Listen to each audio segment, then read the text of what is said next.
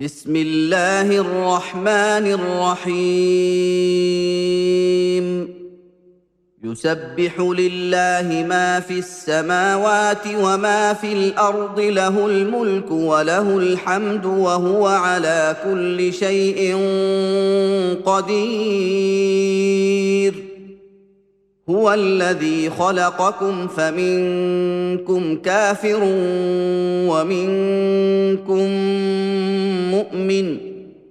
والله بما تعملون بصير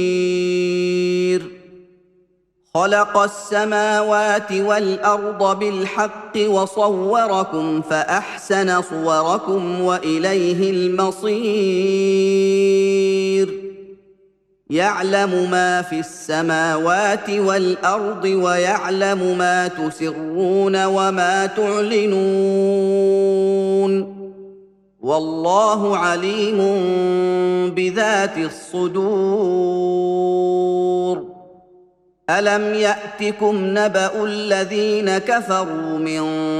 قبل فذاقوا وبال امرهم ولهم عذاب اليم ذلك بانه كانت تاتيهم رسلهم بالبينات فقالوا ابشر يهدوننا فكفروا وتولوا واستغنى الله والله غني حميد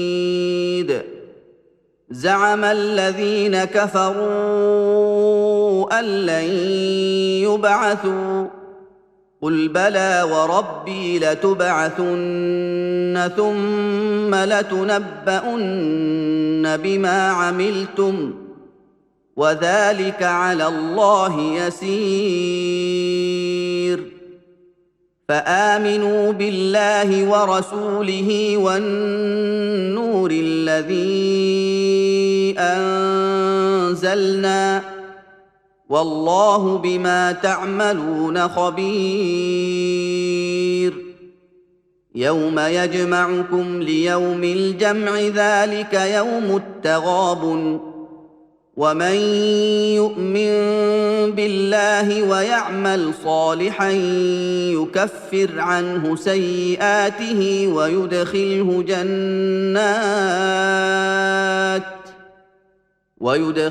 جنات تجري من تحتها الانهار خالدين فيها ابدا ذلك الفوز العظيم والذين كفروا وكذبوا باياتنا اولئك اصحاب النار خالدين فيها وبئس المصير ما اصاب من مصيبه الا باذن الله ومن يؤمن بالله يهد قلبه والله بكل شيء عليم واطيعوا الله واطيعوا الرسول فان توليتم فانما على رسولنا البلاغ المبين الله لا اله الا هو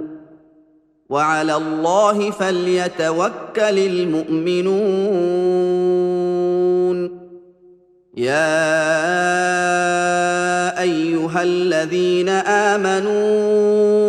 ان من ازواجكم واولادكم عدوا لكم فاحذروهم وان تعفوا وتصفحوا وتغفروا فان الله غفور رحيم انما اموالكم واولادكم فتنه والله عنده اجر عظيم فاتقوا الله ما استطعتم واسمعوا واطيعوا وانفقوا خيرا لانفسكم ومن يوق شح نفسه فاولئك هم المفلحون ان تقرضوا الله قرضا حسنا يضاعفه لكم ويغفر لكم